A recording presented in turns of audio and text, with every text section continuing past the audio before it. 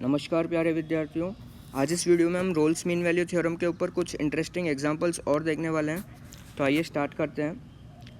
ये क्वेश्चन कह रहा है कि let a b c d be non zero real such that 6a + 4b + 3c + 3d = 0, then the equation ax³ + bx² + cx + d = 0 has at least one root in close interval 0,2। इसे हमें prove करना है। तो देखिए यहाँ पे हम आइडिया वो यूज़ करेंगे कि f of x is equals to 0 के दो रूट्स के बीच f dash x equal to 0 का एक रूट एटलीस्ट एग्जिस्ट करेगा। तो यहाँ पे देखिए हमें किसका रूट एग्जिस्ट कराना है, इस इक्वेशन का, यानी कि ये हमारी इक्वेशन क्या होने वाली है, f डैश x होने वाली है। देखिए मैं प्रॉब्लम की भूमिका बांध रहा हूँ अभी कि इसका एटलीस्ट वन रूट हमें प्रूव करना है, तो ये हमारा f डैश x होने वाला है। तो हमारा f ऑफ x क्या होगा भाई, इसका इंटीग्रल। तो इसको एक बार इंटीग्रेट कर देते हैं हम। ये हो जाएगा ax⁴/4 + bx³/3 + cx²/2 + dx। ये हमारा क्या होने वाला है, f ऑफ x।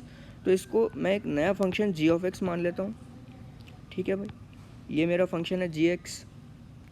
अब मैं g ऑफ x पे क्या करने वाला हूँ, रोल्स थ्योरम अप्लाई करने वाला हूँ। तो देखिए ये कंटिन्यूस एंड डिफरेंशिएबल तो है ही, क्योंकि ये पॉलिनोमियल फंक्शन है। और मुझे क्या चेक करनी है, ज़ीरो पे वैल्यू चेक करनी है एंड 2 पे वैल्यू चेक करनी है। तो ज़ीरो पे वैल्यू हम आप देख सकते हैं 0 है, एंड 2 पे इसलिए क्योंकि मुझे क्लोज इंटरवल 0,2 में रूट प्रूव करना है। तो जी ऑफ 2 की वैल्यू क्या आ गई, a × 16/4 + b × 8/3 + c × 4/2 + d × 2। तो मैं ये देख सकता हूँ कि जी ऑफ 2 क्या हो गया हमारा, 4a + 8b/3 + 2c + 2d। अब क्या करें, ये तो ज़ीरो के बराबर है नहीं। देखिए ये जो इक्वेशन हमें दे रखी है 6a + 4b + 3c + 3d = 0, इसका अब यहाँ पे यूज़ आने वाला है। तो मैं यहाँ पे क्या कर रहा हूँ, इस इक्वेशन में से 1/3 कॉमन ले लेता हूँ। तो ये मुझे मिल गया 12a + 8b + 6c + 6d। अब इसमें से 2 और कॉमन ले लेता हूँ, तो 2/3 times this is 6a + 4b + 3c + 3d। देखिए ये चीज़ यहाँ पे आ गई, तो इसकी वैल्यू क्या हो गई भाई, 0। यानी कि g ऑफ 0 0 है, g ऑफ 2 0 है, and g is definitely continuous and differentiable. तो 0 से 2 के बीच में g डैश का एक रूट एग्जिस्ट कर जाएगा। और g डैश मतलब क्या है, ये इक्वेशन ही है। तो यानी कि हमने क्या प्रूव कर दिया, इस इक्वेशन का कम से कम एक रूट एग्जिस्ट करेगा 0 से 2 ओपन इंटरवल में, और ओपन इंटरवल में है तो क्लोज इंटरवल में भी है। तो ध्यान से आप देखिए कि की आइडिया यही है कि f of x equal to 0 के दो रूट के बीच हमेशा f dash x equal to 0 का कम से कम एक रूट एग्जिस्ट करेगा। इस आइडिया पे ही रोल्स थ्योरम के अच्छे अच्छे क्वेश्चंस बनते हैं। तो आइए एक और एग्जांपल हम देखते हैं। यहाँ पे मुझे दे रखा है f of 1 is equals to g of 1, f of 2 is equals to 4, g of 2 is 1/2, f and g are differentiable मुझे ऑलरेडी दे दिया।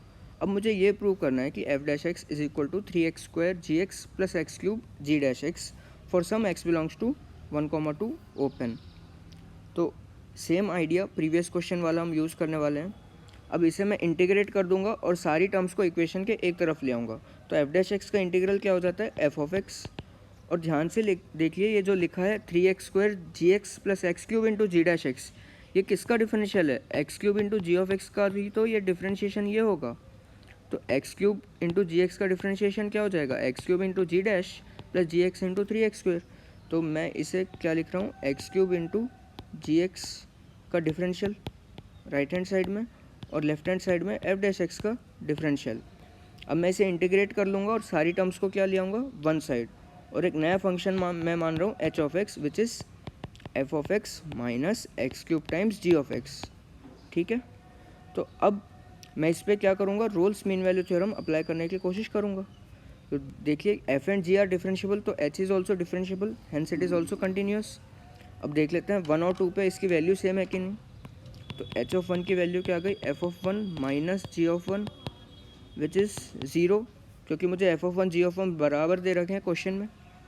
h ऑफ 2 की वैल्यू क्या आ गई भाई, f of 2 minus 8 times g of 2। f of 2 मुझे दिया है क्वेश्चन में 4, एंड 8 इंटू जी ऑफ 2 मुझे दे रखा है 1/2, तो ये भी क्या हो गया भाई, 0।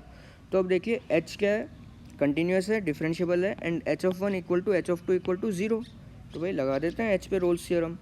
रोल्स थ्योरम क्या कहेगा, H dash x equal to 0 का कम से कम एक रूट कहाँ पे एग्जिस्ट करेगा, 1,2 में, और H dash x equal to 0 का रूट मतलब इस ओरिजिनल क्वेश्चन में जो इक्वेशन दे रखी है इसका रूट, क्योंकि इसी को इंटीग्रेट करके हमने एच एक्स बनाया है, तो एच एक्स को डिफ्रेंशिएट कर देंगे तो हमें यही मिल जाएगा। आप एक बार करके ट्राई कर सकते हैं।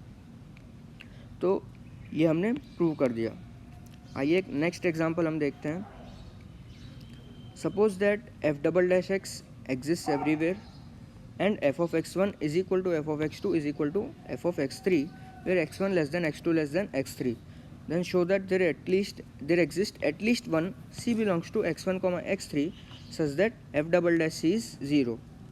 तो देखिए यहाँ पे हम आइडिया तो वही यूज़ करेंगे कि F of X equal to 0 के दो रूट के बीच F dash x equal to 0 का एक रूट होगा, पर यहाँ पे हमें रोल्स थ्योरम दो बार लगाना पड़ेगा। दो बार कैसे कि देखिए आप फंक्शन की वैल्यू x1 और x2 पे क्या है, बराबर, तो मैं कह सकता हूँ रोल्स थ्योरम के अकॉर्डिंग कि एक c1 होगा x1 x2 के बीच जहाँ पे डेरिवेटिव क्या हो रहा होगा फंक्शन का, 0। Similarly f of x2 equal to f of x3, तो मैं ये कह सकता हूँ कि ऐसा एक c2 होगा x2 x3 के ओपन इंटरवल में जहाँ पे डेरिवेटिव एट c2 क्या हो रहा होगा, 0। अब आप ध्यान से देखिए F dash c1 F dash c2 दोनों क्या है भाई, 0। अब मैं एफ डैश एक्स एक फंक्शन मान सकता हूँ, एफ डैश एक्स के दो रूट है c1 एंड c2, तो दो रूट्स के बीच इसके डेरिवेटिव का एक रूट होगा, यानी इसका डेरिवेटिव क्या हो गया, एफ डबल डैश एक्स, इसका एक रूट होगा c1 और c2 के बीच, ठीक है। यानी कि मैं क्या कह सकता हूँ, there exist some c such that f double dash of c is 0 where c is belonging between c1 and c2। अच्छा अब c1 c2 है, c1 c2 में है, इसका मतलब ऑटोमेटिकली c किस में है, x1 x3 के ओपन इंटरवल में। तो यहाँ पे हमने क्या किया भाई, दो बार जो है रोल्स थ्योरम एक ही फंक्शन के ऊपर लगाया। एक बार जो है एफ ऑफ एक्स पे लगाया, दूसरी बार हमने एफ डैश एक्स पे रोल्स थ्योरम लगाया, तो हमें f double dash x equal to 0 का एक रूट मिल गया।